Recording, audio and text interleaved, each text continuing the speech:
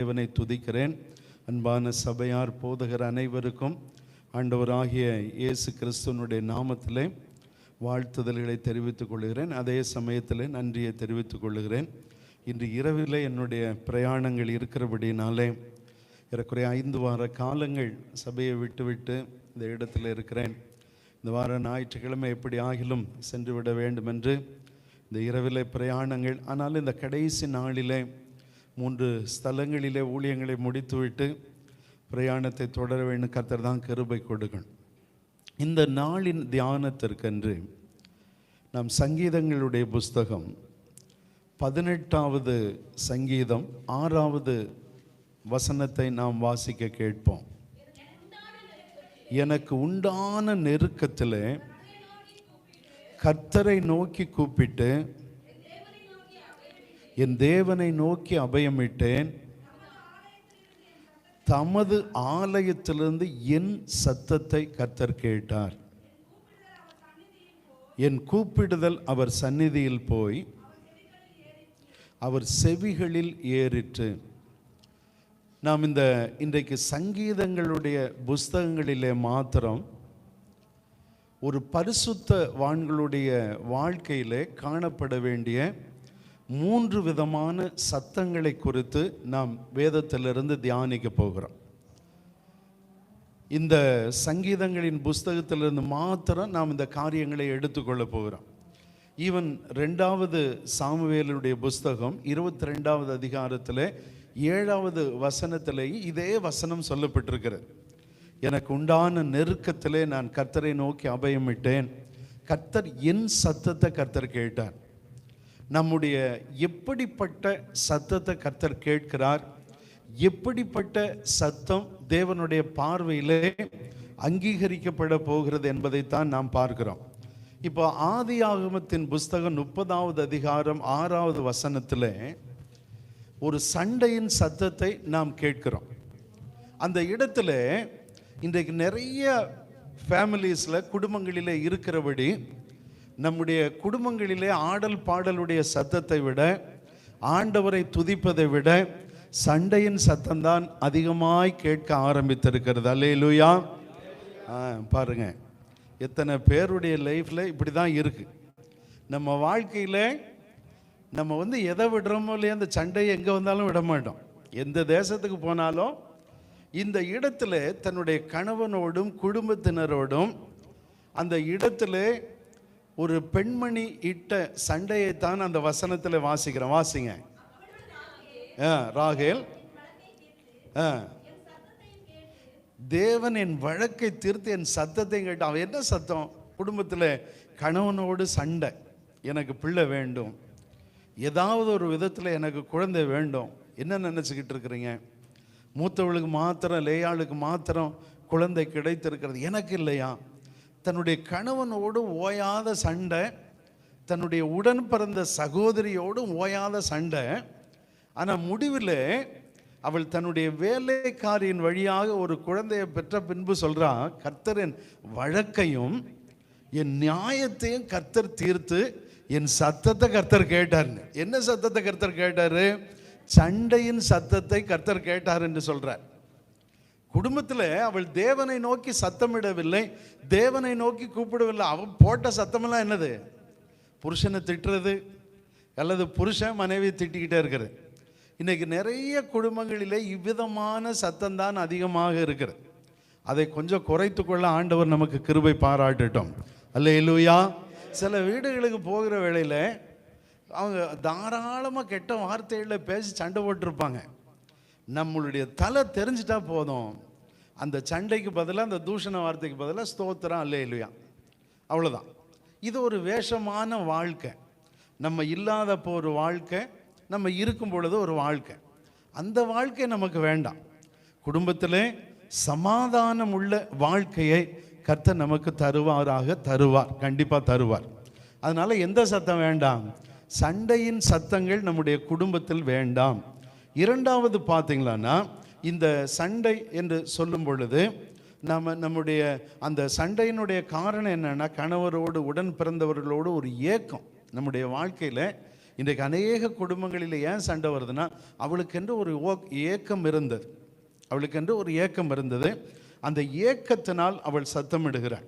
ரெண்டாவது பார்த்தீங்கன்னா, உபாகமத்தின் புஸ்தகம் 1வது அதிகாரம் 34வது வசனத்திலே கீழ்ப்படியாமையின் சத்தம்.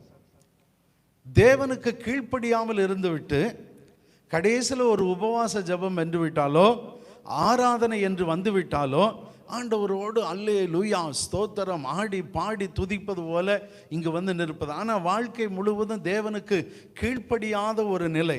அந்த வசனத்தை வாசிங்க. ஆகையால் கர்த்தர் உங்களுடைய வார்த்தைகளின் சத்தத்தை கேட்கவில்லை.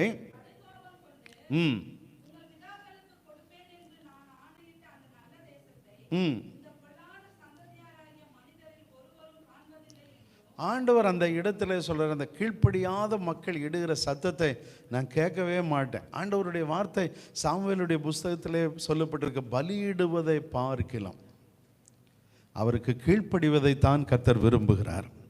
அந்த சத்தத்தை தான் கர்த்தர் கேட்க விரும்புகிறார். நாம் கீழ்ப்படுகிற மக்களாக இருக்க ஆண்டவர் உதவி செய்வார். மூன்றாவது பாருங்க, அதே உபாகமத்தின் புஸ்தகம் 26வது அதிகாரம் 7வது வசனத்தில் இன்னொரு சத்தத்தை குறித்து நாம் கேட்கிறோம். கஷ்டங்களின் வேதனைகளின் சத்தம். ஐயோ, எவ்வளோ கஷ்டப்படுறேன், எவ்வளோ வேதனைப்படுறேன், எவ்வளோ சஞ்சலப்படுகிறேன். இந்த வாழ்க்கையில் நாம் இடுகிற சத்தங்கள் எல்லாம் இந்த காரியங்களை பேஸ் பண்ணித்தான் நம்முடைய குடும்பத்தில் சத்தங்கள் எழும்புகிறது. முதலாவது சண்டை, ரெண்டாவது கீழ்ப்படியாமை. யாராவது சுட்டி காட்டிட்டாங்கன்னு நீ இதெல்லாம் செய்யாதன்னா நீ யார் சொல்கிறதுக்கு, நான் என்ன கேட்கறது? அப்போ மூன்றாவது காரியத்திலே சொல்லப்பட்டிருக்கு. வசன வாசிங்க.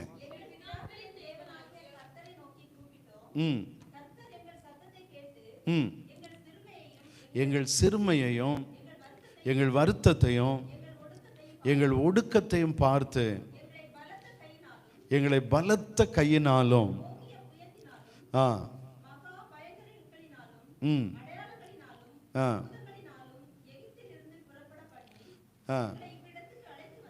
கர்த்தர் நல்லவர். போதுமானது விட்டுருங்க. அந்த இடத்துல வேதனைகளின் சத்தத்தை பார்க்கிறான். சங்கீதத்தில் 3 விதமான சத்தத்தை குறித்து தாவீதும் சங்கீதத்தை பாடினவர்களும் குறிப்பிடுகிற சில சத்தங்களை குறித்து நாம் இன்றைக்கு தியானிக்க போகிறோம். நம்முடைய காரியங்களை கர்த்தர் என் சத்தத்தை கேட்டார். என் சத்தத்தை கர்த்தர் கேட்கணும். அது என்ன விதமான சத்தமாய் இருக்க வேண்டும் என்பதை சங்கீதம் 5வது சங்கீதம் முதல் 3 வசனங்களை வாசிக்க கேட்போம். கர்த்தாவே, என் வார்த்தைகளுக்கு செவிகொடும், என் தியானத்தை கவனியும். நான் உம்மிடத்தில் விண்ணப்பம் பண்ணுவேன். என் ராஜாவே, அந்த இடத்துல அவர் சொல்றாரு, என் ராஜா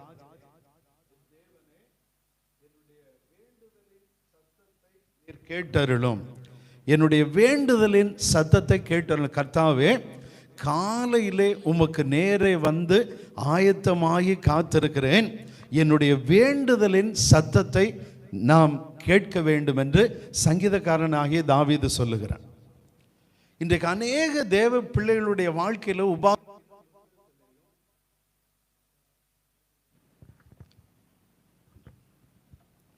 மற்றும் நம்ம யோசுவாவின் புஸ்தகத்திலும் பார்க்க போகிறோம். கர்த்தர் எல்லா விதமான நன்மைகளையும் தன்னுடைய ஜனங்களுக்கு கொடுத்து விட்ட பின்பு ஜனங்க என்ன பண்ணுவாங்கன்னா, வசதி வாய்ப்புகள் வந்த பிறகு தேவனை தேடுவதை மறந்து விடுகிற வாழ்க்கைக்கு நாம் வருகிறவர்களாக இருக்கிறோம். இன்றைக்கு இந்த தேசத்தில் நாம் ஒன்றுமில்லாமல் வந்து இந்த இடத்துல வேலைகளை தேடி இன்றைக்கு கர்த்தர் நம்மை ஆசீர்வதித்திருப்பார். ஆனால் நாம் அந்த நாட்களிலே தேவனை தேடியது போல இந்த நாட்களிலே நம்முடைய வேலைகளின் நிமித்தம் நிறைய வசதி வாய்ப்புகளை கொடுத்து விட்டார் என்று தேவனை தேட மறந்தவர்களாக இன்றைக்கு அநேக குடும்பங்கள் மாறி வருவதை நான் கண்கூடாகவே பார்க்க முடிகிறது. காரணம் என்னன்னா, அங்கே வேலை இங்கே வேலை, எங்களுக்கு வேலை தான் முக்கியம், எங்களுக்கு தேவனை தேடுவதில் அவ்வளவு அதிக நாட்டம் இல்லை. காரணம் என்னன்னா, எங்களுக்கு தேவையான பொருள், எங்களுக்கு தேவையான வசதி வாய்ப்புகள், நம்முடைய ஆண்டவர் தான் இந்த ஐசுவரியத்தை சம்பாதிப்பதற்கான பலனை கொடுத்தவர். கரங்களை உயர்த்தி ஒரு அல்லேலூயா சொல்லுங்க. இந்த ஐஸ்வர்யம் வந்த உடனே யாரை மறந்துடக்கூடாது? தேவனை தேட மறந்து விடக்கூடாது. தாவீதனுடைய வாழ்க்கையில நாம் அவனை பாராட்டுவதனுடைய நோக்கம் என்னன்னா, அவன் ராஜாவாக அபிஷேகம் பண்ணப்பட்டு யூதாவிலே ராஜ்ய பாரத்திற்கு வந்த பிறகும் அவ்வளவு உயர்வான நிலையை அடைந்த பொழுதும் அவன் காலை வேளையிலே தேவனை தேடுவதை அதிக பழக்கமுடையவனாக இருந்தான். அதனால தான் கர்த்தர் அவனை புதிய ஏற்பாட்டில் அவனை பாராட்டி கொண்டிருந்தார். இந்த இடத்துல வசனம் தெளிவாக சொல்லுகிறது, ஆண்டவரே காலையிலே என் சத்தத்தை நீர் கேட்டருளுவீர். காலையிலே என் சத்தத்தை கேட்டருள். இந்த சங்கீத புஸ்தகத்தில் எப்படிப்பட்ட சத்தங்கள், நம்முடைய வேண்டுதலின் சத்தம் எப்படி இருக்கணும்னா, அதிகாலையில் கூப்பிடுகிற சத்தம், அந்தி சந்தி மதியங்களில் கூப்பிடுகிற சத்தம், அதே போல அக்கிரமத்தை அகற்றி விட்டு கூப்பிடுகிற சத்தம். இந்த 3 விதமான சத்தங்கள் இந்த சங்கீத புத்தகத்திலேயே பார்க்கிறோம். அன்றைக்கு தேவ மனிதர்களுடைய வாழ்க்கையில ஜெபம் என்பது வாழ்க்கையில ஒரு உயிர் மூச்சாக இருந்தது. நம்முடைய ஜெப பழமொழி ஒன்று, ஜெபம் இல்லாத வாழ்க்கை கூரை இல்லாத வீட்டை போன்றது என்று நாம் சொல்ல கேள்விப்படுகிறோம். இன்றைக்கு அநேகருடைய வாழ்க்கையில நாம் நிறைய காரியங்களிலே நம்முடைய கான்சன்ட்ரேஷன் இஸ் தேர். அதே போல நம்முடைய எல்லா காரியங்களையும் பார்த்துவிட்டு ஜெபம் என்கிற நிலை வரும் பொழுது நம்முடைய வாழ்க்கையில pastor I cannot pray this time, I cannot pray this moment அப்படின்னு சொல்லி நம்முடைய ஜெபங்களை விலக்குகிறோம். நேற்றைய தினத்தில் ஒரு வீட்டுக்கு போயிருந்தேன். அப்போ அவங்க சொன்னாங்க, மோர் தென் 12 years, 12 வருஷங்களில் நாங்கள் 2 பேருக்கும் ஆண்டவர் நல்ல வேலையை கொடுத்திருக்கிறாள். ஐ எம் ஒர்க்கிங், டிஃபென்ஸில் ஒர்க் பண்ணுகிறோம். என்னுடைய மனைவி அரசாங்கத்தில் நர்ஸாக பணி பண்ணுகிறாள். ஆனால் 12 வருஷ காலங்களிலே வீட்டில் ஒரு மெய்ட் சர்வெண்ட்டை நாங்கள் வைக்கலை பாஸ்டர் அப்படின்னாங்க. நான் அப்போ அவர்களை பார்த்தேன். நமக்கு அவங்க என்ன சொல்ல வராங்கன்னு புரியலை. அப்போ அவங்க கேட்ட பொழுது அவங்க சொன்னாங்க, மெய்ட் சர்வெண்ட்டை வச்சாலும் பாஸ்டர் பிள்ளைய நாங்கள் பார்க்குற மாதிரி பார்க்க மாட்டாங்கங்கிறதுனால நாங்கள் எத்தனை கஷ்டம் வந்தாலும் மனைவி இல்லாத நேரங்களில் நான் இருந்து என் பிள்ளையை பார்த்து கொண்டு நான் அதுக்கு பிறகு அடுத்த ஷிஃப்டில் என்னுடைய வேலையை போய் தொடர ஆரம்பிச்சிருவேன். மனைவி வந்துடுவாங்க, பிள்ளையை பார்த்து கொள்ளுவாங்க. நானும் ஓடிட்டு பிள்ளையை பார்த்து கொள்ளுவோம். ஒரு ஆள் இல்லைன்னா ஒரு ஆள் மாற்றி மாற்றி பிள்ளையை பார்க்கிறோம், குடும்பத்தை பார்த்து கொள்ளுகிறோம். இந்த 12 வருஷமா ஒருத்தர் மாற்றி ஒருத்தர் அட்ஜஸ்ட் பண்ணி தான் குடும்பத்தை ஓட்டுகிறோம். இன்றைக்கு நிறைய குடும்பங்களிலே இது நமக்கு ஜெபத்துக்கு ஒரு பாடமாக இருக்குது. சில தருணங்களிலே நம்முடைய குடும்பங்களிலே ஒருவர் வேலை நிமித்தம் ஜெபிக்க முடியாம போனாலும் இன்னொருவர் ஜெபிக்கிற பழக்கமுடையவர்களாக இருந்தால் கர்த்தர் உங்களை தொடர்ந்து ஆசீர்வதித்து கொண்டே போவார்.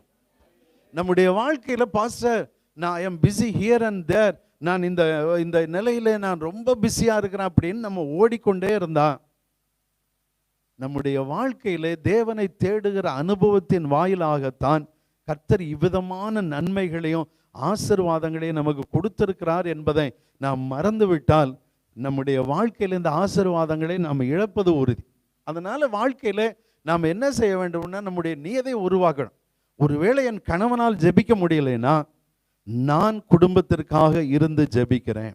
மனைவி ஒரு வேளை ஜெபிக்க முடியல, அவங்களுடைய வேலை, கணவன் நினைக்கணும் நான் ஜெபிக்கிறேன். ஜெபமில்லாத வாழ்க்கை அல்லது ஜெபமில்லாத குடும்பமாய் என்னுடைய குடும்பம் மாறிவிடக்கூடாது என்பதிலே நாம் மிகுந்த கவனமுடையவர்களாக இருக்க வேண்டும். ஒரு தடவை ஒரு சகோதரி திருமணத்திற்காக நான் அவர்களை வாழ்த்தும்படியாக திருமணத்தை நடத்தி வைக்கும்படியாக போயிருந்தேன். அப்போ அந்த குடும்பத்திலே ஒரு ரட்சிக்கப்படாத ஒரு மனிதரை அவள் திருமணம் செய்ய வேண்டிய நிலை இருந்தது. காரணம், அவங்களுடைய தாயார் விசுவாசிங்க, அந்த மணமகளும் ஒரு விசுவாசியை தேர்ந்தெடுத்தாங்க. பையன் மாத்திரம் ரட்சிக்கப்படல. அப்போ நான் அவர்களிடத்திலே சொன்னேன், வெளிப்படையாக சொன்னம்மா, இன்னும் தம்பிக்கு ஆண்டவரை பற்றி அதிகம் தெரியாது, ஆனால் நம்பிக்கை உண்டு, அவர் ஜெபிக்க மாட்டார், ஆனால் நீங்கள் அப்படி இருந்துடாதீங்க. அவர் எப்பொழுது வேலைக்கு போனாலும் நீங்கள் ஒரு நிமிடம் ஓடி அவருடைய கையை பிடிச்சு ஜெபிச்சுட்டு வெளியே அனுப்ப பழக்கி கொள்ளுங்க. நிச்சயமாய் கர்த்தர் இந்த ஜெபத்தின் ஆசீர்வாதங்கள் உங்களுடைய குடும்பத்திலே பெருகும் என்று சொன்னேன். அப்ப அந்த வார்த்தையை அவள் கேட்ட நிமிஷத்துல அவளுக்கு என்ன தோன்றியது என்று தெரியவில்லை. அன்றிலிருந்து தன்னுடைய கணவன் எங்க வெளியே போனாலும் ஒரு நிமிஷம் நில்லுங்க, ஓடி போய் தன்னுடைய கணவனுடைய கரத்தை பிடிச்சிட்டு ஒரு நிமிஷம் ஜெபிப்பதை அவள் பழக்கமாக கொண்டாள். அந்த நிமிஷத்திலிருந்து அவள் அடிக்கடி, நான் அவளை பார்க்கும் பொழுதெல்லாம், பாஸ்டர் நீங்க சொன்னதை நான் மறக்கவே இல்லை, நான் அவர் எங்க போனாலும் நான் அவருக்காக ஒரு நிமிடம் ஜெபிப்பேன். ஏன்னா கணவன் ஜெபிப்பதில்லை என்பதற்காக நானும் ஜெபிக்காம இருக்கக்கூடாது. நம்முடைய ஆசீர்வாதமே, நம்முடைய குடும்பமே ஜெபத்தை ஆதாரமாக கொண்ட குடும்பங்களாக இருக்க வேண்டும் என்பதை கர்த்தர் அதை விரும்புகிறார். கர்த்தர் அதைத்தான் வலியுறுத்துகிறார். ஏன்னா வசனம் சொல்லுகிறது, காலை வேளையிலே என்னை தேடுகிறவர்கள் என்னை கண்டடைவார்கள் என்கிற வார்த்தைக்கு பிறகு சொல்லப்பட்டிருக்கிறது, நிலையான பொருளும் ஐஸ்வர்யமும் எல்லா ஜீவன் காரியங்கள், நல்ல சுகம், பலன் எல்லாவற்றையும் நாம் தேவனை தேடுவதன் வழியாகத்தான் நாம் பெற்றுக்கொள்ளுகிறோம் என்று நீதிமொழிகளுடைய புஸ்தகத்திலே சொல்லப்பட்டிருக்கிறது. நீங்க வசனத்தை வாசித்து பாருங்க.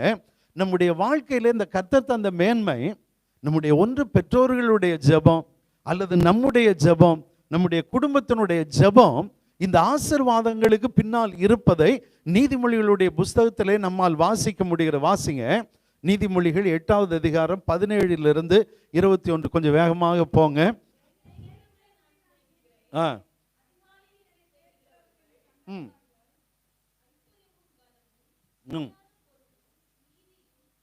ஐஸ்வர்யமும் கனமும் நிலையான பொருளும் நீதியும் என்னிடத்தில் உண்டு,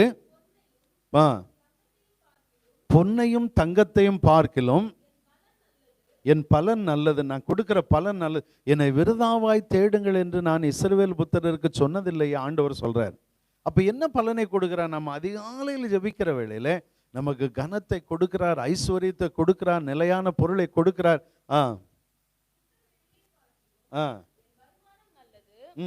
என்னை சிநேகிக்கிறவர்கள் மெய்ப்பொருளை சுதந்தரிக்கும்படிக்கும், என்னை சிநேகிக்கிறவர்கள் மெய்ப்பொருளை சுதந்தரிக்கும்படிக்கும், அவர்களுடைய களஞ்சியங்கள் எல்லாவற்றையும் நான் நிரப்பும்படிக்கும், அவர்களை நீதியின் வழியிலும் நியாய பாதைகளுக்குள்ளும் நடத்துகிறேன். இந்த நல்ல கவனிங்க, நம்முடைய ஒரு வேளை ஜெபம், நம்முடைய காலை ஜெபம் எவ்வளவு அதிகமான மேன்மையை நம்முடைய வாழ்க்கையில கொடுக்கிறது.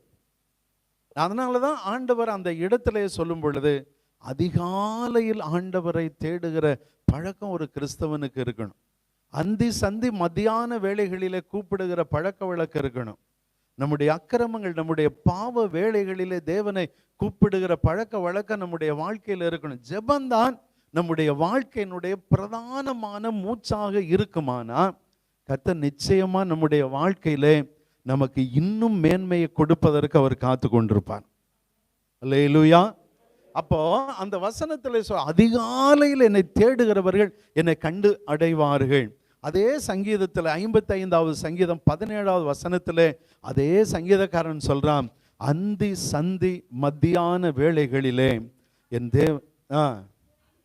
மத்தியான வேளைகளிலும் நான் தியானம் பண்ணி முறையிடுவேன், அவர் என் சத்தத்தை கேட்பார். அவர் என் அதிகாலையில் என் சத்தத்தை கேட்பார்.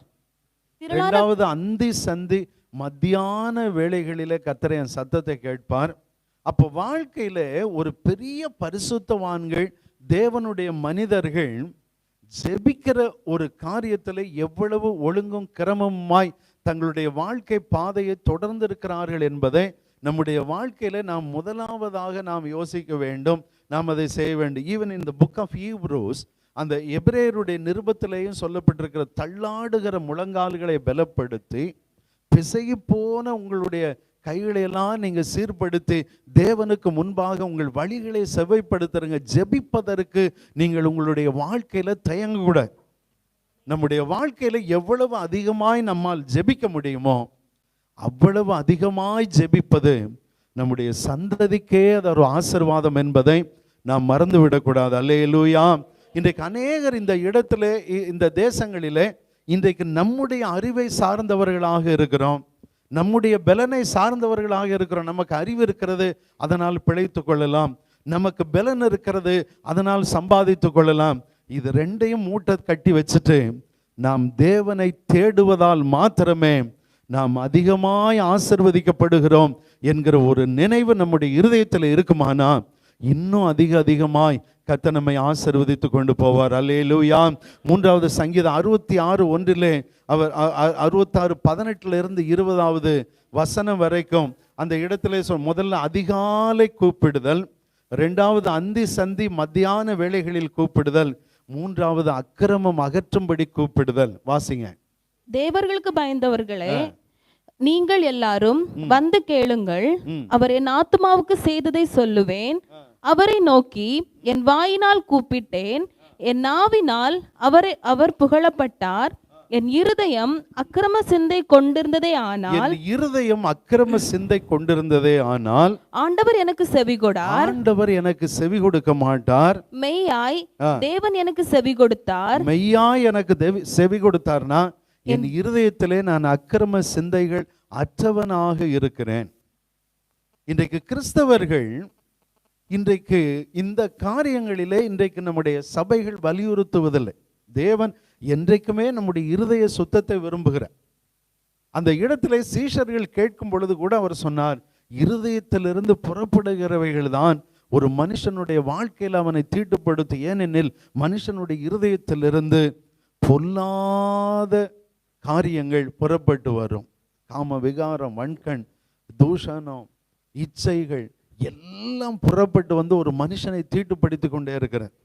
அப்ப ஆண்டவர் அந்த இடத்துல சொல்றார், அக்கிரம சிந்தையோடு ஜெபிக்கிற ஜெபத்துக்கு ஆண்டவர் செவி கொடுப்பதில்லை. அப்ப அந்த தருணத்தில் அவர் சொல்றாரு, அதுக்கு அடுத்த வசனத்திலே கர்த்தர் என் ஜெபத்துக்கு பதில் கொடுத்தார் என்று சொல்லும் பொழுது அந்த மனிதன் உண்மையிலேயே ஸ்தோத்திரம் ஒரு சில காரியங்களை தவிர தாவீதனுடைய வாழ்க்கையில அவ்வளவு தேவ பயத்தோடு அவ்வளவு தேவ பரிசுத்தத்தோடு ஆண்டவரை தேடுகிற ஒரு பழக்கம் இருந்தது. இன்றைக்கு தேவ சபை இன்றைக்கு நமக்கு தேவை. இன்றைக்கு ஜெபமும் பரிசுத்தமும் நம்முடைய ஆணி வேறாக ஒரு ஊழியத்திலே மாற வேண்டும்.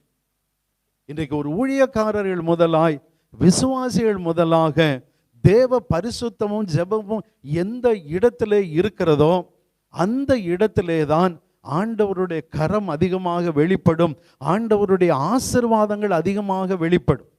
இன்றைக்கு நம்முடைய வாழ்க்கையில் இந்த ஜெபத்தின் ப்ராசஸை நாம் மறந்து விட்டால், எங்களுடைய திருமண வாழ்க்கையில் என்னுடைய அரசாங்க பதவியை, எனக்கு கிடைத்த பதவியை நான் விட வேண்டியதாக இருந்தது.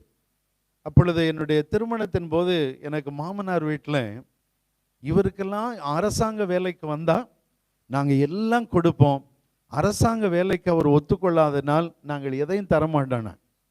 என்னுடைய குடும்பம் கொஞ்சம் வறுமைப்பட்ட குடும்பம். அப்போ என்னை திருமணம் நடத்தி வைத்த மூத்த போதகர் சொன்னார், எதை பற்றியும் நினைக்காதீங்க, 2 பேரும் கையை பிடிச்சு ஜெபம் பண்ணுவதை பழக்கமாக்கி கொள்ளுங்க, கர்த்தர் உங்களை கைவிட மாட்டார். தேவன் மற்றவர்கள் உங்களை பார்க்கிற நிலையில நீங்க பாருங்க, பெரிய ஒரு நிலையில கர்த்தர் உங்களை கொண்டு போவார் என்று அன்றைக்கு சொன்னார். அப்போ ஒரு பரிசுத்தவானுடைய ஒரு சின்ன வார்த்தை, நமக்கு எது இருந்தாலும் சரி, அதை விட நமக்கு வாழ்க்கையில கர்த்தர் சொல்லி கொடுக்கிறார் அல்லது ஊழியக்காரன் சொல்லி கொடுத்த காரியம், தேவனை தேடு, தேவனை நாடு, தேவனிடத்திலே ஜெபம் பண்ணி.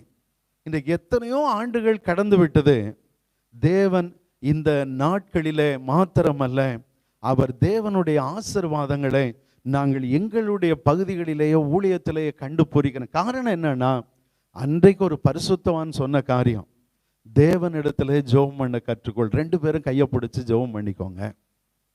அன்றைக்கு அந்த ஒரு சின்ன காரியம் இன்றைக்கு ஊழியத்தின் இந்த நிலை வரைக்கும் கர்த்தர் அந்த பாதையில தான் வழி நடத்துகிறார். இன்றைக்கு நான் இந்த இடத்துல வந்திருக்கிறேன் என்று சொன்னா, நான் அங்கே சொல்லிவிட்டு வந்திருக்கிறேன். சபையில நான் என்ன சொல்லியிருக்கேன்னா, நான் போகிற நாட்கள், நான் வருகிற வரைக்கும் ஜெபம் ஒவ்வொரு குழுவாக வந்து ஜெபித்து கொண்டே இருங்க, ஜெபித்து கொண்டே இருங்க, ஜெபித்து கொண்டே இருங்க. பல நாட்கள் நான் சபையிலே நான் இங்கிருந்து காண்பேன், அவர்கள் வந்து ஜெபித்து கொண்டிருப்பதை நான் பார்த்து விட்டு சந்தோஷப்படுவதுண்டு. இன்றைக்கு நான் இந்த 1 மாத காலம் இந்த இடத்துல இருக்கிறேன் என்று சொன்னால், எனக்கு பின்னால் இந்த ஊழியத்தினுடைய வெற்றியிலே நான் ஜெபிக்கிறவர்களை தான் சொல்ல முடியும் என்பதை இன்றைக்கு சொல்லுகிறேன். எனக்கு அன்பான தேவ பிள்ளைகளே, நம்முடைய வாழ்க்கையில கர்த்தர் நம்முடைய வேண்டுதலின் சத்தத்தை கேட்கிறவர், நம்முடைய அதிகாலையின் ஜெபத்தை கேட்கிறவர், அந்தி சந்தி மத்தியான வேளைகளிலே கூப்பிடுகிற சத்தத்தை கேட்கிறவர், நம்மை பரிசுத்தப்படுத்தும்படி நம்முடைய வாழ்க்கையை அவர் பரிசுத்தப்படுத்தி நம்முடைய ஜெபங்களை கேட்கிற தேவன் நமக்கு இருக்கிறார். நம்முடைய ஜெபத்தினால தான் நம்முடைய வாழ்க்கையில அதிக மேன்மையான நன்மைகளையும் ஆசீர்வாதங்களையும் நாம் பெற்றுக்கொள்ளும்படி கர்த்தர் இன்றைக்கு மீண்டும் உங்களோடு பேசிக் கொண்டிருக்கிறார். இன்றைக்கு தள்ளாடுகிற முழங்கால்களை நீங்கள் சீர்படுத்தி கொண்டு, பிசகாய் போனவைகளெல்லாம் சீர்படுத்தி, நாம் தேவனை தேடுகிற காலங்களாய் கர்த்தர் இந்த காலங்களை வைத்திருக்கிறார். நம்ம ஆண்டவரை தேடாம நம்முடைய வாழ்க்கையில இன்னும் ஒரு மேன்மை எதிர்பார்க்க கூடாது. வாழ்க்கையில இன்றைக்கு நாம் செய்கிற ஒரு பெரிய தவறு, நம்முடைய வாழ்க்கையில ஜெப வாழ்க்கையை நம்மால் சீர்படுத்த முடிவதில்லை. எனக்கு பின்பாக ஒரு தம்பியை ஊழியத்திலே ஏற்படுத்தினேன். அப்ப அவனுடைய வீட்டிற்கு நீண்ட காலங்கள் கழித்து போயிருந்தேன். அப்ப அவங்க அம்மா அப்பா வந்து சொன்னாங்க, ஐயா என் பையனை ஊழியத்துக்கு எடுக்காதீங்க, அவனை விரட்டி விடுங்க ஐயா அப்படின்னாங்க. எல்லா பெற்றோர்களும் என்ன கேட்பாங்க, என் பையனை ஊழியத்தில் வச்சுக்கிடுங்க ஐயா, அவனுக்கு முடிஞ்ச உதவிகளை செய்யுங்க ஐயா, அவனை எழுப்பி விடுங்க ஐயா. ஆனால் அந்த பெற்றோர் சொன்ன காரியம் எனக்கு ஆச்சரியமாக இருந்தது. என் பையனை ஊழியத்தை விட்டுருங்க, அவன் நாசமாக போட்டோம், அவனெல்லாம் எடுக்காதீங்க அப்படின்னாங்க. அப்போ நான் அந்த பெற்றோர் இடத்துல கேட்டேன், எதுக்காக அந்த அந்த அந்த அந்த மாதிரி பேசுகிறீங்க? அவங்க சொன்னாங்க, ஐயா நாங்கள் காலையில் எழுந்து நாங்கள் கூட ஜெபம் பண்ணுறோம் ஐயா, இவன் ஊழியம் செய்ய வந்துட்டு தூங்கிக்கிட்டு இருக்காமையா, இவனை எதுக்கையா ஊழியத்தில் கூப்பிடுதீங்க, இவனை ஊழியத்திலேருந்து விலக்குங்க, முதல்ல இவனை ஊழியத்திலேயே வைக்காதீர்கள் என்று சொன்னாங்க. ரொம்ப அவனுடைய பெற்றோரே அந்த அந்த அந்த பையன் தம்பியை ரொம்ப இழிவுபடுத்தி சொன்னாங்க. அப்போ அவனை கூட்டி கொண்டு வந்துட்டு அப்படியே வெளியே கூட்டி வந்துட்டு, என்னப்பா பிரச்சனை உனக்கு அப்படின்னு. அப்போ அவன் அழ ஆரம்பிச்சிட்டான். ஐயா அவங்க சொல்றது உண்மைதான், என்னால் ஜெபிக்க முடியல, ஜெபத்தில் தேவனை தேட முடியல, நான் எனக்கு எவ்வளவோ முயற்சிக்கிறேன், என்னால் காலை வேளையில் எழும்ப கூட முடியல ஐயா அப்படின்னு அழுதான். அப்போ நான் சொன்னேன், எப்பா உன் பிரச்சனை தான் எனக்கு இருக்கு, இன்னைக்கும் உனக்கு மட்டும் இந்த கஷ்டம் இருக்குன்னு நினைக்காத, எல்லா மனிதர்களுக்கும் காலையில் எழும்புவதுன்னா ரொம்ப ரொம்ப கஷ்டம். உண்மைதானே? உண்மையா பொய்யா? நமக்கு எது ரொம்ப கஷ்டம்? 9 மணி வரைக்கும் தூங்குங்கன்னு சொன்னா, நல்ல டேடி, நல்ல மம்மி, நல்ல குடும்பம், நல்ல நேசிக்கிறவர்கள் யாராவது ஒருத்தர் காலையில் எழும்பி கர்த்தரை ஜெபிக்கணும் அப்படின்னு சொல்லிட்டோன்னா நம்ம அவங்கள முறைச்சு பார்ப்போம். இவ்வளோ கொடூர மனசு உள்ள நீங்கள் இருக்கிறீங்களே. அப்போ அந்த தம்பிக்கிட்ட சொன்னேன், எப்பா உன் கஷ்டம் எனக்கு இருக்கு, எனக்கு என்ன ஆகுறது, சில சமயங்களில் பிரயாணங்கள் ஊழியங்கள்னு ஓடிட்டு நைட்டு 1 மணி 2 மணிக்கு கூட வந்து படுப்பேன். காலையில் பார்த்தேன்னா திரும்ப என்ன பண்ண முடியாது, எழும்ப முடியாது. 2-3 மணி நேரம் தூங்கிட்டு எப்படி எழும்புறது? அது என்னால் முடியாத ஒரு காரியம். ஆனால் நான் அப்படி இருக்க முடியாது, கண்டிப்பாக ஜெபிச்சு தான் ஆகணும். ஒன்றை செஞ்சேன், வேற ஒரு தப்பையும் செய்யலை. நான் என்ன பண்ணிட்டேன்னா, சபையில் தைரியமாக இன்று முதல் அதிகாலை 5:30 மணிக்கு ஒவ்வொரு நாளும் ஜெபம் நடக்கும், யார் யாரெல்லாம் ஜெபிக்க வர்றீங்களோ வந்துருங்கன்னு சபையில் அறிவிப்பு கொடுத்தேன். அதனுடைய நோக்கம் என்னன்னா, நமக்கு ஜெபிக்க மனம் இருந்தாலும் இல்லாவிட்டாலும், தூக்கம் வந்தாலும் வராவிட்டாலும், யாராவது ஒரு விசுவாசி வந்துருவாங்க, ஜெபிக்க வந்துருவாங்கங்கிற ஒரு எண்ணம் வந்துருச்சுன்னா நம்மளால தூங்க முடியாது. கண்டிப்பாக நம்ம என்ன போய் பண்ணிடுவோம், கட்டாயமாக ஆலயத்துக்குள்ளே ஓடி போய் ஜெபிக்க ஆரம்பிச்சிருவோம். நானே இவ்வளோ கஷ்டப்பட்டு தான் இன்றைக்கும் கர்த்தருக்கு பயப்படுகிற பயத்தை விட, யாராவது ஜெபம் பண்ணுறதுக்கு 5:30க்கு வந்துடுவாங்களே அப்படிங்கிற பயத்தில் தான் எழுந்துட்டு ஆலயத்துக்குள் ஓடுகிறேன். அதனால் உன் கஷ்டம் இன்னைக்கு வரைக்கும் எனக்கு இருக்குப்பா, அதனால் ஜெபிக்காமல் மாத்திரம் இருந்து விட வேண்டாம், வேறொரு வழியிலே முயற்சித்து பார். உன் செல்ஃபோனில் தினம் அலாரங்களை வை, 5 நிமிஷம் 10 நிமிஷத்துக்கு ஒரு அலாரங்களை மாற்றி வை, எழும்ப கற்றுக்கொள். இன்றைக்கு எத்தனையோ வருடங்கள் கடந்து விட்டது. அவன் இன்றைக்கு ஊழியத்தில் ஒரு நல்ல ஊழியத்தை திருநெல்வேலி பகுதியிலே செய்ய ஆரம்பித்திருக்கிறான். கர்த்தர் அவனை ஆசீர்வதி. காரணம் என்னன்னா, அவனுடைய பெற்றோர் சொன்ன ஒரு வார்த்தையை கேட்டு நான் அவனை விலக்கி இருந்தா இன்றைக்கு அந்த ஊழியத்தில் நின்றிருக்க மாட்டான். எல்லா மனிதர்களுக்கும் ஜெபிப்பதற்கு கஷ்டம் இருக்கத்தான் செய்கிறது. ஒரு எலியாவினாலேயே ஒரு சில வேளைகளிலே சோர்ந்து போய் அவனால் உட்கார முடிந்ததை தவிர ஜெபிக்க முடியவில்லை. சீஷர்களால் பல தருணங்களிலே ஆண்டவரை தேட முடியவில்லை. பேதுரு சிறைச்சாலையில் வைக்கப்பட்டிருந்த பொழுது பேதுரு தூங்கி கொண்டிருந்தான், சபையார் ஜெபித்து கொண்டு. எல்லா மனிதர்களுடைய வாழ்க்கையிலையும் பலவீனங்கள் இருக்கத்தான் செய்யும். ஆனா ஆண்டவரை தேடாம மாத்திரம் நம்முடைய வாழ்க்கையில இருந்து விடக்கூடாது. திருப்பாதம் சேராமல் இருப்பேனோ நான், தெய்வத்தை தேடாமல் பிழைப்பேனோ. திருப்பாதம் சேராமல் இருப்பேனோ நான், தெய்வத்தை தேடாமல் பிழைப்பேனோ. நம்ம இந்த காரியத்தை மாத்திரம், அந்த யோபுவுக்கு பலவீனம் வந்த தருணம், அவன் நோய்வாய்ப்பட்டு நின்ற தருணம், 4 நண்பர்கள் வந்து நிற்கிறாங்க.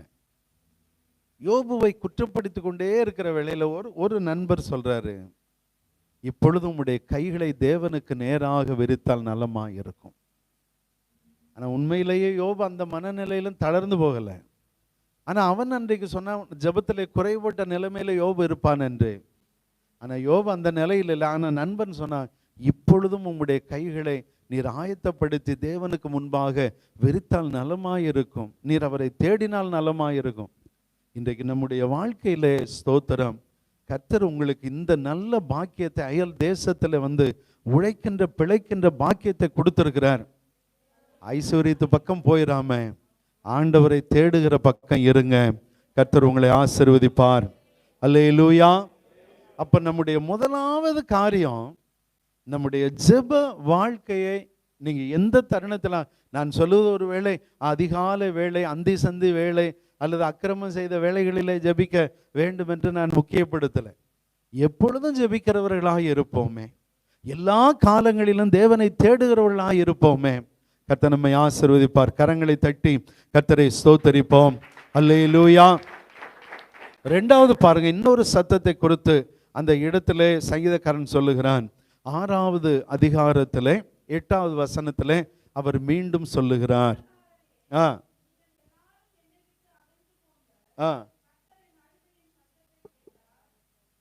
அவர் என்ன சொல்றார்? கர்த்தர் முதல்ல காலையிலே நான் ஆயத்தமாகி வந்து உமக்கு காத்திருப்பேன், காலையிலே என் சத்தத்தை கேட்டருளுவீர்.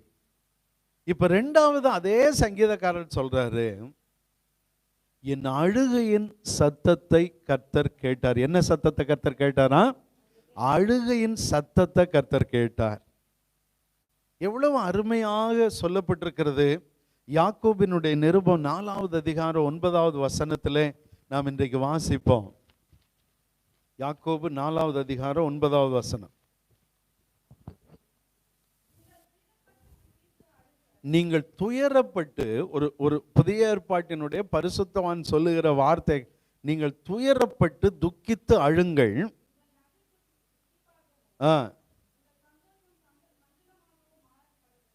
இந்த இடத்துல இயேசுவின் உடன் பிறந்த மனிதர் சொல்றாரு, நீங்கள் துயரப்பட்டு துக்கித்து அழ வேண்டிய நேரத்தில் இருக்கிறீர்கள்.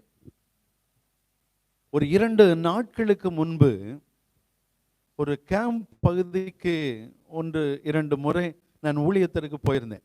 அப்ப தேவன் ஒரு 3வது முறை நான் அந்த இடத்துல அந்த மக்களுடைய வாழ்க்கை 2 முறை அவர்கள் மத்தியிலே சென்று பார்த்த பொழுது அவங்களுடைய வாழ்க்கையினுடைய நிலைமைகள் மிக குறைவான சம்பளத்திற்கு, இங்கு வந்து நல்ல ஆகாரம் இல்லை, நல்ல ஒரு தூங்குவதற்கான சூழ்நிலை இல்லை, என்ன சொல்ற ஒரு டன்ஜன், ஒரு சின்ன ரூம்ல நிறைய பேரை அடைச்சு வச்சு அவங்களுடைய நிலைமை ரொம்ப கடினமாக இருப்பதை பார்த்து, அப்பொழுது அவங்களுடைய மத்தியிலே சில நிமிஷங்கள் தேவனுடைய வார்த்தையை பகிர்ந்து கொண்டு அவங்ககிட்ட நான் சொன்னேன், இந்த வாழ்க்கையை பார்க்கும் பொழுது என் உள்ளம் உடைகிறது. காரணம், ஒரு காலகட்டத்தில் எங்களுடைய வாழ்க்கை கண்ணீரின் வாழ்க்கையில் இருந்தோம்.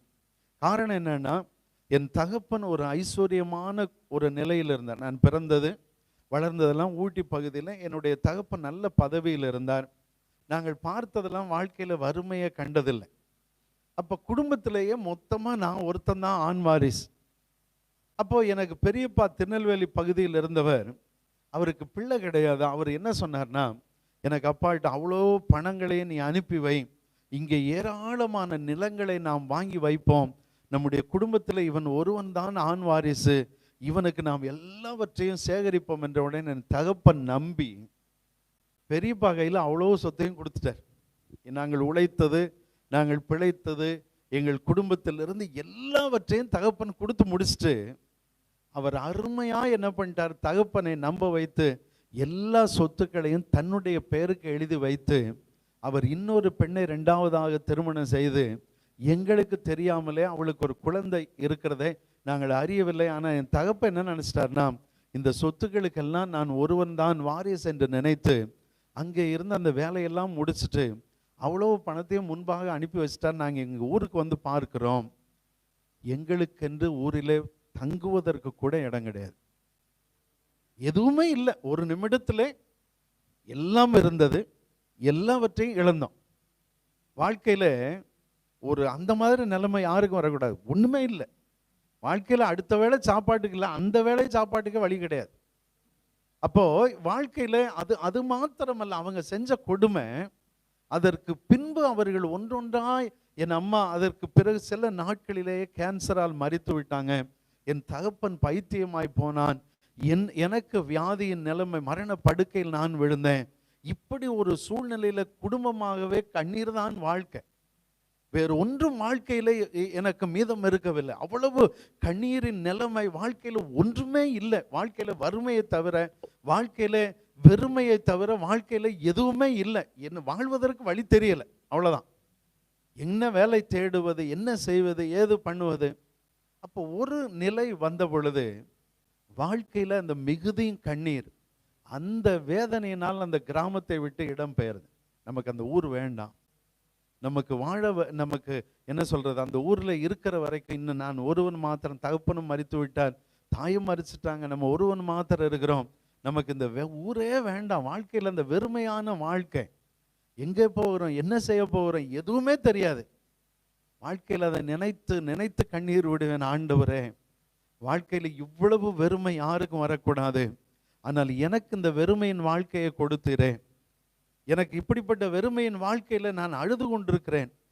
அதை போன்ற வாழ்க்கையில தான் இந்த கேம்ப்லையும் அவங்க இருக்கிறத பார்த்து நான் ஒன்றை சொன்னேன், தேவன் என் அழுகையின் சத்தத்தை கர்த்தர் கேட்டார். எனக்கு வாழ்க்கையில ஒரு என்ன சொல்றேன், மேன்மையை ஆண்டவர் கொடுத்திருக்கிறார் என்று சொன்னால், அதே அழுகை உங்களிடத்திலிருந்து புறப்படட்டும், உங்களுடைய சத்தத்தை ஆண்டவர் கேட்பார் என்ற உடனே அதுல நிறைய பேர், ஏறக்குறைய ஒரு 15 பேர் இருந்திருப்பாங்க, 7-8 பேர் அதில் அழுது, அவர்கள் அப்படியே கண்ணீரினால் அவர்கள் தேவனுடைய பாதத்தை நனைக்க ஆரம்பிச்சாங்க. அப்படியே உள்ள உடைந்து அழறாங்க. காரணம் என்னன்னா, சூழ்நிலை. இங்க வந்து இவ்வளவு கஷ்டப்படுறாங்கன்னா அவங்களுக்கு பின்னாடி என்ன, குடும்பம் குடும்பம் குடும்பம் குடும்பம் எப்படியாவது உயர்ந்து விடாதான், குடும்பம் எப்படியாவது முதன்மை பெற்று விடாதான், ஒரு குறைவான சம்பளம். இங்க அவர்களுடைய நிலைமை யாருக்கும் தெரியாது. இந்த தேசத்தில் உள்ளவர்களுடைய நிலைமை ஊர்ல யாருக்கும் தெரியவில்லை. போன வாரத்துல ஒரு தம்பி ஒருத்தன் ஓடி வந்தான், ஐயா, நானும் அந்த திருநெல்வேலி பகுதியை சார்ந்த ஒருவன் தான், என்னுடைய குடும்பத்தில் நான் இந்த தேசத்தில் இருப்பதை குறித்து என் பையன் வெளிநாட்டில் வேலை பார்க்குறான்னு எங்கள் அப்பா அம்மா சொல்கிறாங்க, ஆனால் இங்கோ எனக்கு வெறும் 140 கேடி தான் சம்பளம், எனக்கு ஒன்றும் வழி தெரியவில்லை, சாப்பாடு கம்பெனி கொடுத்து விடு, தங்குகிற இடம் கொடுத்து விடுறாங்க, என்னுடைய பெற்றோருக்காக நான் அந்த 140 கேடியும் அப்படியே அனுப்பி வச்சிடறேன். வாழ்க்கையில் எனக்கு முதல் நாளில் கூட என் கையில் 5 பைசா இருக்காது. காரணம் என்னன்னா, அவங்க என்னன்னா, வெளிநாட்டில் என் பையன் ஏதோ ஒரு உயர்வான பதவியில் இருக்கிறான் என்பது போல இன்னும் அவர்கள் கற்பனையில் இருக்கிறாங்க. நான் படுகிற கஷ்டம் அவர்களுக்கு தெரியாது. எனக்கு வாழ்க்கையில் நான் இதுவரைக்கும் இந்த இடத்துல வந்து உழைத்திருக்கிறேன், என் கையில் 5 பைசா நான் பார்த்தது இல்லையா, எல்லாவற்றையும் அனுப்பி விட்டுட்டு அடுத்தவன் ஏதாவது ஒரு பண்டம் வாங்கினா கூட எனக்கு அதை வாங்குவதற்கு வழி இருக்காது, கையை தொடச்சிட்டு தான் உட்கார்ந்துட்டு இருக்கணும். அந்த வாழ்க்கையைத்தான் என் பெற்றோர் ஏமாந்து விடக்கூடாது என்பதற்காக நான் வாழ்ந்து கொண்டிருக்கிறேன் என்று அவனுடைய உள்ளத்தில் ஒரு கண்ணீர் இருந்தது. இந்த தேசத்துல ஒவ்வொருவருடைய வாழ்க்கையை பார்க்கும் பொழுதும் நம்முடைய வாழ்க்கையில நாம் அழ வேண்டிய நிலையில் இருக்கிறோம். இன்றைக்கு அநேகருக்கு வேலை இல்லை, இன்றைக்கு அநேகருடைய விசாவில் பிரச்சனை, இன்றைக்கு அநேகருடைய குடும்பங்களிலே அந்த வேலை ஸ்தலங்களிலே சில பிரச்சனைகள், வேலைக்கு விசா, அந்த எல்லா காரியத்திலும் ஒரு காம்ப்ளிகேஷன் இருந்து கொண்டே இருப்பதை பார்க்கிறேன். ஓடுறாங்க ஜனங்கள் தங்களுடைய குழப்பங்களை மாற்ற, தங்களுடைய வேதனையை மாற்ற. ஒரு ஊழியருக்கு ஒரு தேவ மனிதர் ஒரு தடவை சொன்னார், ஒரு 7 வருடங்களாக ஒரு ஊழியர் போய் ஒரு இடத்துல போய் அவர் ஊழியம் பண்றார். ஒரு ஆத்மா கூட அந்த இடத்துல அவருக்கு கிடைக்கவில்லை. அவர் கடைசியா தலைமை போதகர் இடத்துல வந்து அழுது கொண்டு சொன்னார், இன்றைக்கு அவருடைய மகன் என்னுடைய நல்ல நண்பன், என்னுடைய ஒரு நல்ல ஒரு ஆலோசகராக அவனும் இருக்கிறான். அப்ப அந்த தேவ மனிதர் அவர்கிட்ட இருக்கிற ஊழியக்காரர், தலைமை ஊழியக்கார்ட்ட சொன்னார், ஐயா 7 வருஷம் நான் அந்த இடத்துல இருக்கிறேன், எனக்கு ஒன்றும் விளங்கலை, ஒரு ஆத்மா கூட ரட்சிக்கப்படவில்லை. நான் ஊழியத்தில் அந்த இடத்துலேருந்து ஒன்று என்னை எடுத்து விடுங்க, அல்லது என்னை ஊழியத்தை விட்டு அனுப்பிடுறதுன்னா அனுப்பிடுங்க, ஒரு ஆத்மா கூட எனக்கு கிடைக்கல அப்படின்னார். அப்போ அந்த மனிதர் சொன்னாராம், ஐயா நீ ஒன்றும் கவலைப்பட வேண்டாம், நீ போய் கண்ணீரோடு முயற்சித்து பார், நீ கண்ணீரை ட்ரை வித் டியர்ஸ், நீ வந்து கண்ணீர் விட்டு கதறிப்பார், தேவன் கண்டிப்பா செய்யக்கூடும் என்று சொன்னார். இவர் அந்த நாளிலிருந்து வந்து அந்த இடத்துல அதே இடம் அதே ஊழியம் கண்ணீரோடு தேவனை நோக்கி பார்க்க ஆரம்பித்த உடனே இன்றைக்கு அவர் மரித்தாலும் இன்றைக்கு அவருடைய மகன் அந்த இடத்துல ஊழியத்தை செய்து கொண்டிருக்கிறான். இன்றைக்கு காரணம் என்னன்னா, தேவனுடைய சமூகத்திலே நாம் விடுகின்ற கண்ணீர். அந்த இடத்துல புதிய ஏற்பாட்டில் உள்ள பரிசுத்தவான் சொன்னார், நம்முடைய வாழ்க்கையில, உங்களுடைய வாழ்க்கையில அழுங்க, துயரப்பட்டு துக்கித்து அழுங்க. ஏன் அழணும்னா, சங்கீதத்திலே சொல்லப்பட்டிருக்கிறது, நம்முடைய நீடித்த வாழ்க்கைக்காக நாம் அழ வேண்டும். சங்கீதம் 30:5 வாசித்து பாருங்க. இந்த உலகத்திலே கர்த்தர் நமக்கு நீடித்த வாழ்க்கையை கொடுக்கணும்னா நாம் அழுது ஜெபிக்க வேண்டும் என்று வேதம் இன்டைரக்டா சொல்லுது. அவருடைய கோபம் ஒரு நிமிஷம், அவருடைய தயவோ நீடிய வாழ்வு, சாயங்காலத்தில் அழுகை தங்கும், விடியற் காலத்திலே களிப்பு உண்டாகும். அப்ப நல்ல கவனிங்க, ஒரு மனிதன் நீடித்து வாழ வேண்டும் என்று நினைக்கிறாங்க. இப்ப யாருமே, நீங்க எல்லாருமே ஒரு 40 வயசுலயே நாங்க போயிடணும் பாஸ்டர் பரலோகத்துக்கு அப்படிங்கிற அளவிற்கு சீயோன் மேல் வாஞ்சை கொண்டவர்கள் இங்க யாரும் இருக்க மாட்டோம். இன்றைக்கு உலக வாழ்க்கையில நம்ம என்ன நினைக்கிறோம், இன்னும் ஒரு 10 வருஷம், இன்னொரு 20 வருஷம், இன்னும் 30 வருஷம், இன்னொரு 40 வருஷம், இன்னொரு 50 வருஷம் இந்த உலகத்திலே வாழ வேண்டும் என்று நம்ம எல்லாருக்குமே என்ன இருக்கிறது, ஒரு ஆசை இருக்குது. இப்ப இந்த வசனம் சொல்லுகிறது, அந்த இடத்துல அவருடைய தயவோ, அவருடைய தயவு என்னது, நீடிய வாழ்வு. அதுக்கு அடுத்த வசனத்திலே சொல்லப்பட்டிருக்கிறது, நான் ஒரு காலம் அசைக்கப்படுவதில்லை, அழுகை தங்கும். சாயங்காலத்துல அழுகை தங்கும். அந்த அழுகையின் வாழ்க்கையில் தான் தேவனுடைய தயவை, தேவனுடைய நீடித்த வாழ்வை நாம் பெற்றுக்கொள்ளுகிறோம். அப்ப இந்த உலக வாழ்க்கையில நாம வாழுவதற்கே அழ வேண்டி இருக்கிறது.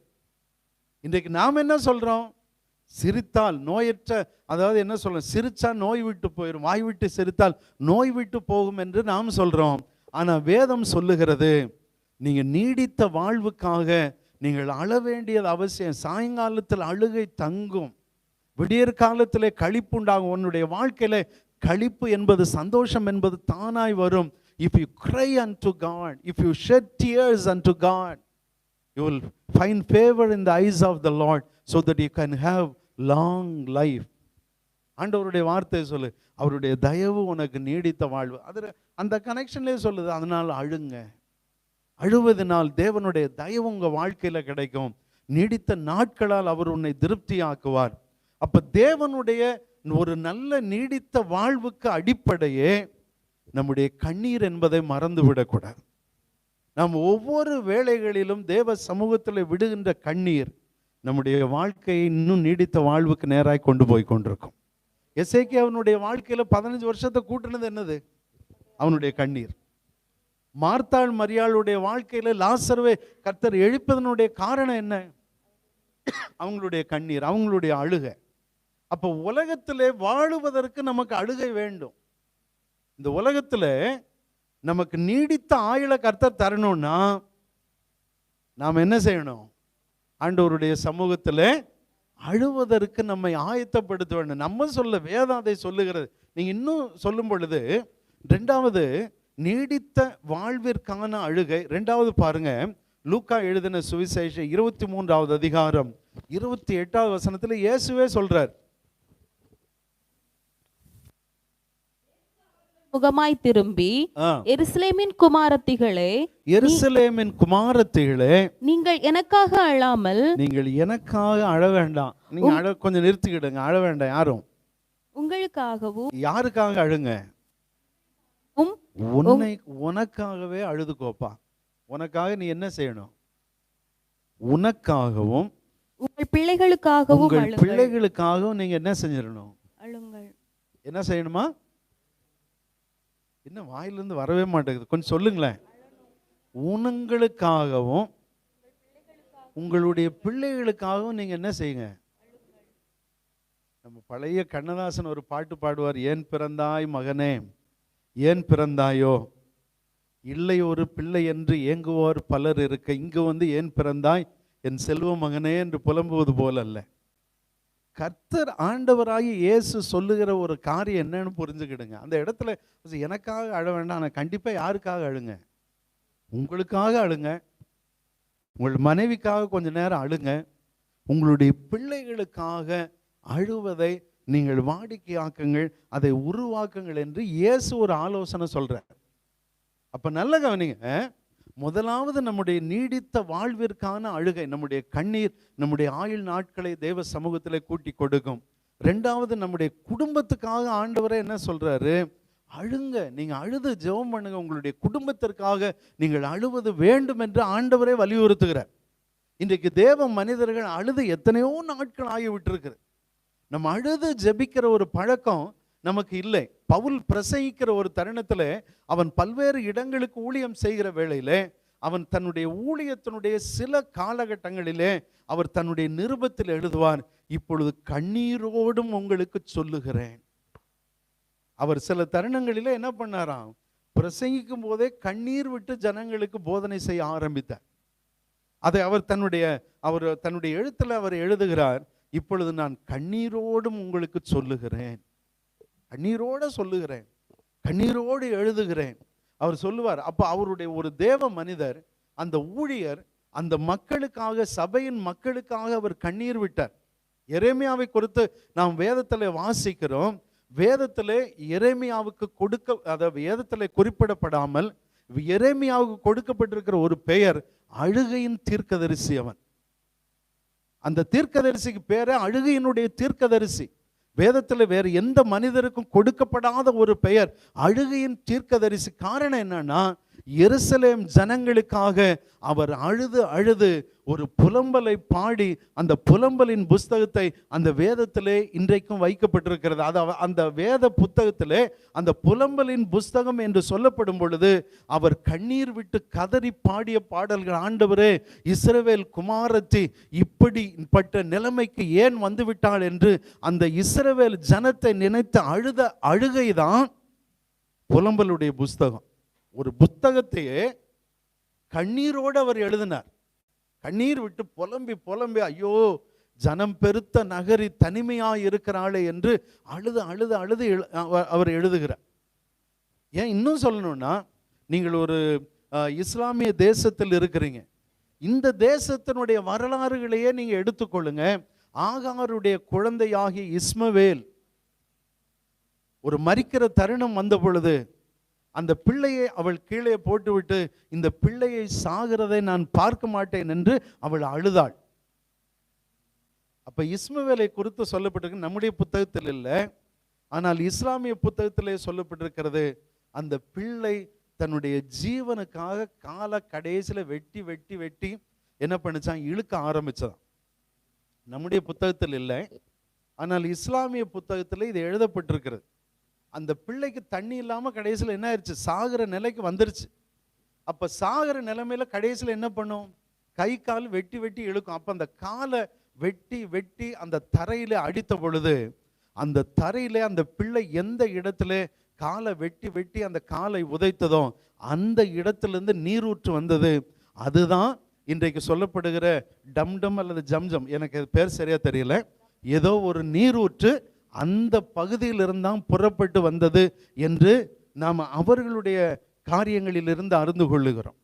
அப்ப நல்ல கவனிங்க, அந்த பிள்ளை சாக துடித்த பொழுது தாய் ஒரு பக்கம் அழுகிறாள், இந்த பிள்ளை சுய நினைவற்று தன்னுடைய கால்களால் எட்டி எட்டி உதைத்து ஒரு நீரூற்றை கண்டது என்று சொல்லும் பொழுது, இன்றைக்கு நம்முடைய வாழ்க்கையில நம்முடைய பிள்ளைகளுக்காக நம்முடைய குடும்பத்திற்காக நாம் அழுகிறவர்களாக இருக்க வேண்டும்.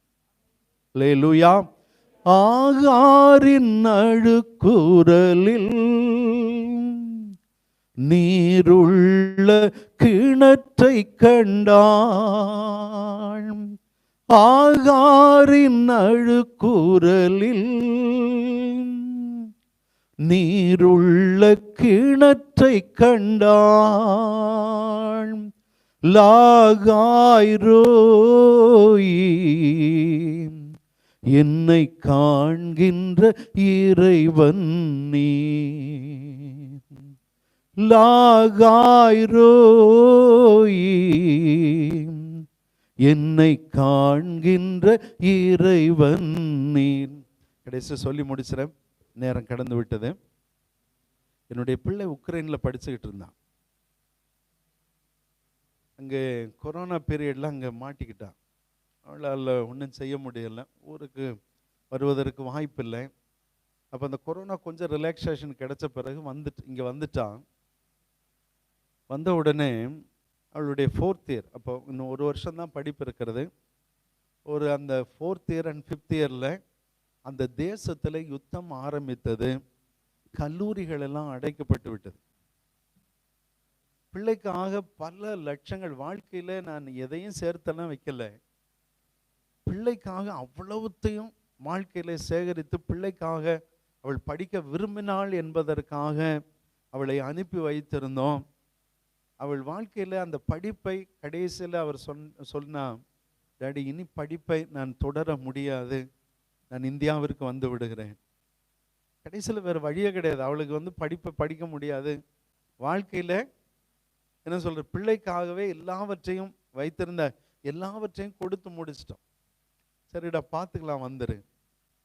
பிள்ளை அவளும் வந்தா, படிப்பை தொடர முடியல, படிப்பு நின்றுட்டு ஒன்றும் செய்வதற்கு வழி இல்லை. தேவ சமூகத்தில் சென்று கண்ணீரைத்தான் வடிக்க முடிந்தது. ஆண்டவரே, இந்த பிள்ளைக்காக நாங்கள் எவ்வளவோ காரியங்களை இந்தியாவிலே முயற்சித்தோம்.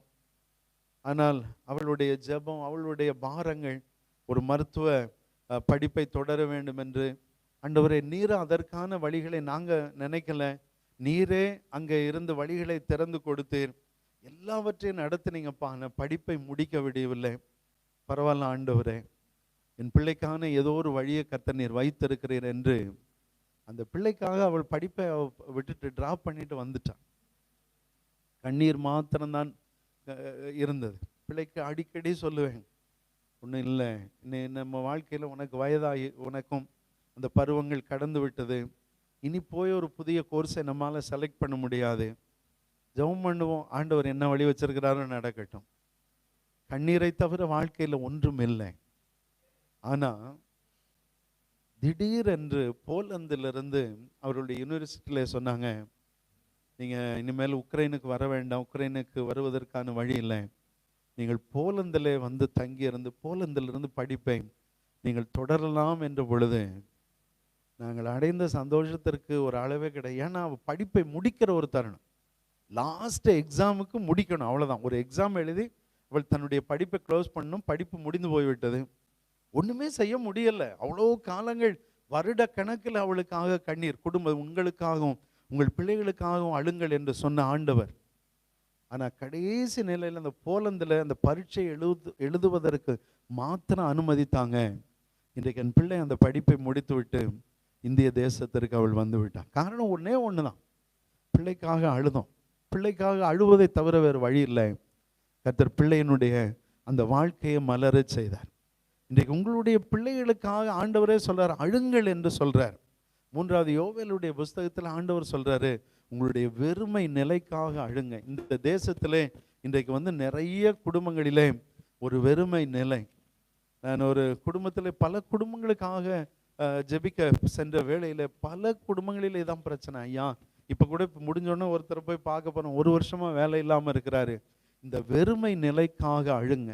யோவேலுடைய புஸ்தகம் 1:5. 3வது பாருங்க. போதுமான நமக்கு டைம் ஆயிட்டுமா, அதனால வேண்டாம். சங்கீதம் 118 15 மாத்திரம் வாசிங்க, நம்ம முடித்து விடலாம். நம்ம இன்னொரு சத்தம், முதலாவது வேண்டுதலின் சத்தம், 2வது அழுகையின் சத்தம், 3வது நீதிமான்களுடைய கூடாரங்களில் கம்பீர சத்தம் உண்டு. வேத வசனம் என்ன சொல்லுது? நம்முடைய கூடாரங்களில் என்ன சத்தம் கேட்கணுமா? கூடாரங்களில் கம்பீர சத்தம் உண்டு. அங்கே யோசுவாவினுடைய புஸ்தகத்திலே 1-5 20வது வசனத்திலே சொல்லப்பட்டிருக்கிறது, எரிகோவின் அலங்கங்கள் இடிந்து விழுந்தது. இஸ்ரவேல் ஜனங்களுடைய கம்பீர சத்தத்தினால், துதியின் சத்தத்தினால் அந்த இடத்துல அந்த அந்த அந்த அந்த எரிகோ கோட்டை இடிந்து விழுந்ததே தேவ ஜனங்களுடைய கம்பீர சத்தம். நம்முடைய வாழ்க்கையினுடைய தடைகள் மாறுவதற்கு தேவனை அதிகமாய் கம்பீர சத்தத்தோடு துதிக்கணும். நான் சொல்றது விளங்குதா? வாழ்க்கையில் நிறைய தடைகளை பார்ப்பீங்க இல்லையா? அதற்கு நீங்க ஒன்றும் செய்ய வேண்டாம், தேவனை கம்பீர சத்தத்தோடு துதித்து பாருங்க, எல்லாம் மாறிடும். கடைசியா ஒன்று சொல்றேன், தேவ ஊழியம் வளருவதற்கு கம்பீர சத்தத்தோடு துதித்தால் தேவ சபை வளரும். அல்லேலூயா. நம்ம இந்த இடத்துல நீங்க கைத்தட்டல, தேவனை துதிக்கல, சும்மா நம்ம அவர் பாட்டு கத்திட்டு இருக்கிறாரு, அவர் பாட்டுக்கு செஞ்சுட்டு இருக்கிறாருன்னா சபை வளராது. நீங்க அதற்கு ஒரே ஒரு வசனத்தை மாத்திரம் வாசித்து பாருங்க. 2 நாளாகும் 5வது அதிகாரம் 13-14. ஊழியங்கள் வளர வேண்டுமானால் அந்த சபையிலிருந்து ஆடல் பாடல் சத்தம் கேட்கும். நம்ம வேதத்துல வாசிக்கிறோமே, ஆடல் பாடல், அந்த ஒரு பாட்டை பாடுவோமே, ஆனந்த துதி ஒலி கேட்கும், ஆடல் பாடல் சத்தமும் தோனிக்கும், ஆகாய விண்மீனாய் அவர் ஜனம் பெருக ஆண்டவர் வாக்கு பலிக்கும். ஆகாய விண்மீனாய் அவர் ஜனம் பெருக ஆண்டவர் வாக்கு பலிக்கும். இந்த ஒரே ஒரு வசனத்தை ஊழியக்காரனுக்காக அதை வாசித்து முடிச்சிருங்க. அவர்கள் ஊதி பூரிகைகளை ஊதி ஏக சத்தமாய் கர்த்தரை துதித்து ஸ்தோத்தரித்து பாடினார்கள்.